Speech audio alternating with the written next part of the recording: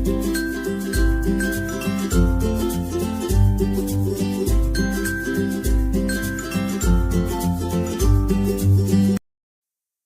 શ્રી કૃષ્ણ મિત્રો, મારા કિચનમાં તમારું સ્વાગત છે. આજે આપણે બનાવીશું મીણબત્તીમાંથી દીવા. તો મીણબત્તીમાંથી ફક્ત 5 જ મિનિટમાં ઢગલાબંધ દીવા તૈયાર થશે. અને આજે આપણે એવા દીવા તૈયાર કરીશું ને કે તેનાથી આપણા ઘરમાં નેગેટિવ ઉર્જા દૂર થશે અને પોઝિટિવ ઉર્જા આવશે. તમે આને એકવાર બનાવીને મહિનાઓ સુધી સ્ટોર પણ કરી શકશો. અને તમે આ રીતના દીવા બનાવશો એટલે તમારા હાથ તેલવાળા થવાની પણ ઝંઝટ નહીં રહે. બસ દિવાસળીથી ફટાફટ દીવા પ્રગટાવી શકશો અને કોળિયામાં દિવેલ પૂરવાની પણ ઝંઝટ નહીં રહે. સાથે સાથે તમારા ઘરની દિવાલ પણ ખરાબ નહીં થાય. તો તમે આ રીતના બનાવશો ને દીવા એટલે તમારા હાથ પણ ખરાબ નહીં થાય. અને આનંદની વાત તો એ છે કે નાના બાળકો પણ આ દીવા પ્રગટાવી શકશે. તો ચાલો આજનો વિડીયો બનાવવાનું શરૂ કરીએ. તો સૌથી પહેલા આપણે લેવાની છે મીણબત્તી. તમારે જેટલા દીવા કરવા હોય ને તે પ્રમાણે તમારે મીણબત્તી લેવાની. તમે કોઈ પણ મીણબત્તીનો ઉપયોગ કરી શકો છો. મેં કલરવાળી મીણબત્તી લીધી છે. તમે વ્હાઈટ આવે છે તે પણ લઈ શકો છો. અને મીણબત્તી દોરાવાળી પણ લઈ શકો અને દોરા વગરની આવે તે પણ લઈ શકો છો. કારણ કે આપણે મીણબત્તીને ઓગાળવાના છીએ એટલે દોરો તો અલગ થઈ જ જવાનો છે. હવે આપણે મીણબત્તીના નાના ટુકડા કરી લઈએ. દિવાળી આવે મિત્રો એટલે આપણે 11થી જ દીવા પ્રગટાવીએ છીએ અને પછી ફરી દેવ દિવાળી આવે ને ત્યારે પણ દીવા પ્રગટાવીએ છીએ. તો પછી આપણે અત્યારે દિવાળી પહેલા જ આ રીતના દીવા બનાવીને તૈયાર કરી લઈએ એટલે ત્યારે આપણે તૈયાર દીવા હશે તો ફટાફટ દીવા પ્રગટાવવા થશે. તો મેં બધી જ મીણબત્તીના ટુકડા કરી લીધા છે. સાથે આપણે લેવાનું છે કપૂર. કપૂરના ઉપયોગથી આપણા ઘરમાં નેગેટિવ ઉર્જા દૂર થાય અને પોઝિટિવ ઉર્જા આવે છે અને ઘરમાં ખુશબુદાર વાતાવરણ ફેલાય છે. સાથે ઘરમાં સુખ શાંતિનું વાતાવરણ છવાઈ જશે. એટલે તમે જ્યારે દીવડા બનાવો ત્યારે કપૂર જરૂર ઉપયોગમાં લેજો. ખાસ ધ્યાન રાખજો. મારી પાસે આ રીતના ક્રિસ્ટલમાં આવે તે કપૂર છે. તમે ડબ્બીમાં નાની ગોળી આવે છે તે પણ એડ કરી શકો છો.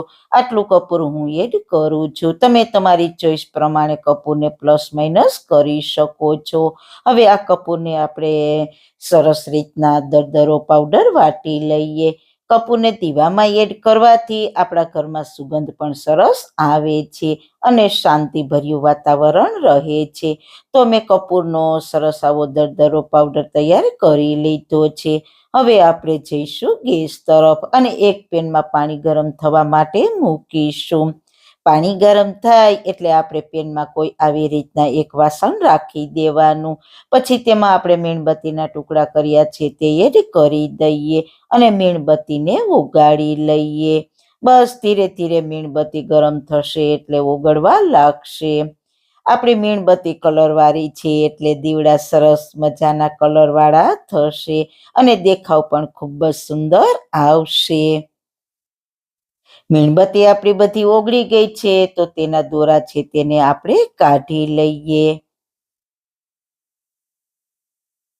હવે આ સ્ટેજ પર થોડું દેશી ગાયનું ઘી એડ કરીશું. ત્યારબાદ કપૂરનો પાવડર તૈયાર કર્યો હતો તે એડ કરી દઈએ અને બધી જ સામગ્રીને સારી રીતના મિક્સ કરી લઈએ. સારી રીતના મિક્સ થઈ જાય એટલે ગેસની ફ્લેમ બંધ કરી દઈએ અને બાઉલને ગેસ પરથી નીચે ઉતારી લઈએ. હવે દીવડાનો શેપ આપવા માટે મેં અહીંયા ચોકલેટના મોલ્ડ લીધા છે. જો તમારી પાસે આવા ચોકલેટના મોલ્ડ ના હોય તો તમે આ રીતના કોઈ નાનું બોટલનું ઢાંકણું કે નાની વાટકી હોય કે ડબ્બી હોય તેને દીવડા બનાવવામાં ઉપયોગમાં લઈ શકો છો. તો મોલ્ડની અંદર આપણે પહેલા રૂની વાઈટું રાખી દઈએ.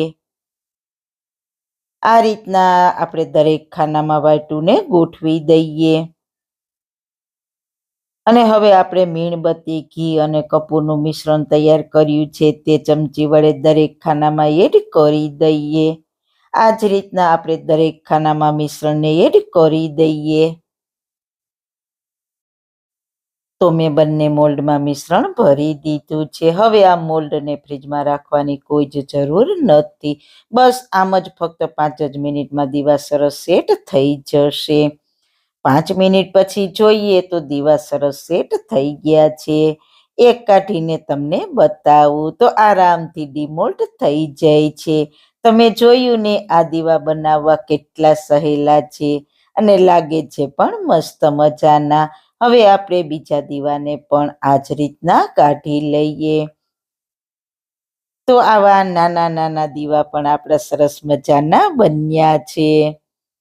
મિત્રો, ફક્ત 5 જ મિનિટમાં ઢગલાબંધ દીવા બનીને તૈયાર થઈ જશે. હવે તમારે જ્યારે દિવાળીમાં દીવા પ્રગટાવવા હોય ત્યારે આ રીતના કોળિયું લઈ લેવાનું અને પછી તેમાં એક દીવો રાખી દેવાનો. પછી તેને આપણે પ્રગટાવીશું. જો તમે આ રીતે દીવડા બનાવશો ને તો તેલ કે ઘી પણ ઢોળાવવાની ઝંઝટ નહીં રહે અને લાંબા સમય સુધી દીવો પ્રગટેલો જ રહેશે. અને ખાસ બાળકો પણ આ દીવાને પ્રગટાવી શકશે અને આનંદ લઈ શકશે. તો તમે પણ આ રીતના ઘરે દીવડા બનાવજો. ખૂબ જ સરસ મજાના બને છે અને સસ્તા અને સુંદર બને છે. તો મિત્રો, તમને આ મારી દીવડા બનાવવાની રીત કેવી લાગી? જો સારી લાગી હોય તો તમારા ફ્રેન્ડ્સ ફેમિલીમાં શેર કરજો અને પ્લીઝ મારી ચેનલને સબસ્ક્રાઈબ કરજો. ફરી મળીશું એક નવી જ રેસીપી સાથે, નવી જ વાતો સાથે. ત્યાં સુધી બધાને મારા જય શ્રી કૃષ્ણ. વાળના તમામ પ્રકારના પ્રશ્નો સોલ્વ કરતું 42 જડીબુટ્ટીઓથી બનાવેલું ઔષધિ તેલ, જે અમે લોકો જાતે જ ઘરે તૈયાર કરીએ છીએ, કોઈ પણ કેમિકલ્સના ઉપયોગ વગર. બિલકુલ નેચરલ છે. 42 જડીબુટ્ટીઓ ભેગી કરીને લોખંડની કડાઈમાં ઔષધિ તેલ તૈયાર કરવામાં આવે છે. જો તમારે ખરીદવું હોય તો તેના ઓર્ડર અમે લઈએ છીએ. ઓર્ડર કન્ફર્મ કરવા માટે વોટ્સએપ નંબર સ્ક્રીન પર જોઈ શકો છો. જો તમારે આ તેલનો પૂરો વિડીયો જોવો હોય તો તમને આ ચેનલ પર મળી જશે અને ડિસ્ક્રિપ્શન બોક્સમાં લિંક પણ મૂકેલી છે.